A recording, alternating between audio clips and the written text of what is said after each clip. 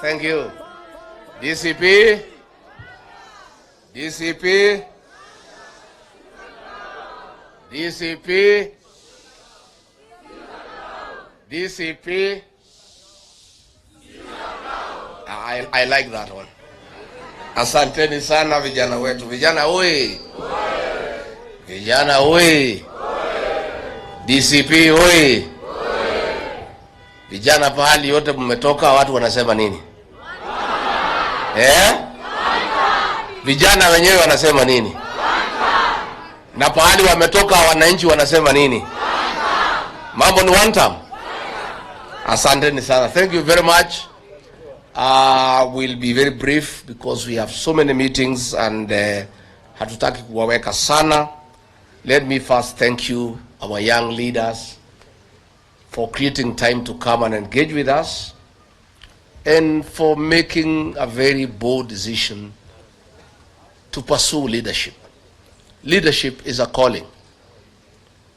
And nobody will come to bring you leadership nyumbani. Wewe mwenyewe utatoka nyumbani uende utafute uongozi. So for you being here, we really appreciate. And I want to thank our youth leader, Wanjiku Thiga, for very good organization. And I have listened to our youth leaders who have spoken here, and I'm very happy. Let me appreciate the resilience and the sacrifice of our young people to liberate their country. This country is in deep trouble. We face extinction, we face anguish, and many challenges ahead.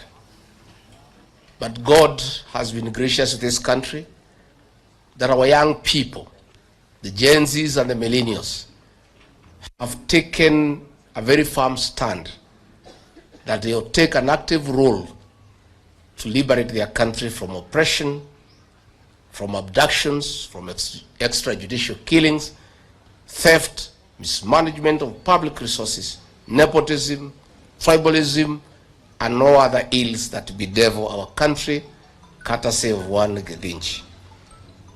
Nyinyi vijana nataka kumwambia pongezi. You know, on June 25th,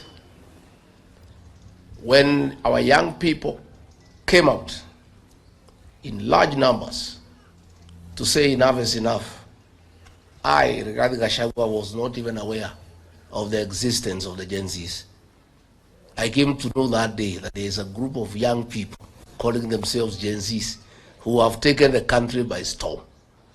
So even as William Ruto was accusing me of organizing the Gen Zs and funding them, I was not even aware of their existence.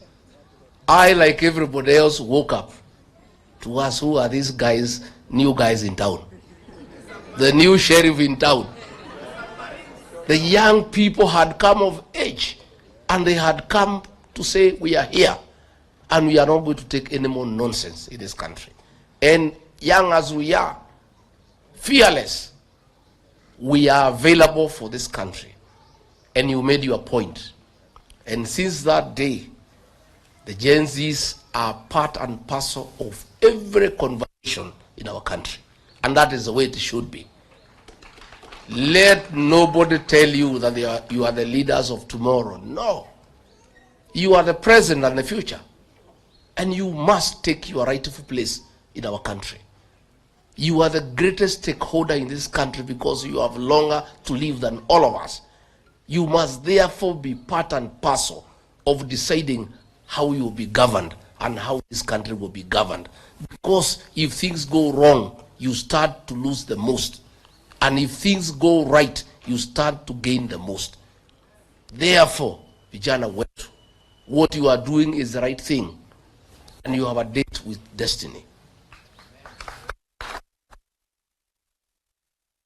Let me say, I disagreed with William Ruto completely when I was his deputy about the killing of our young people and the abduction of young people.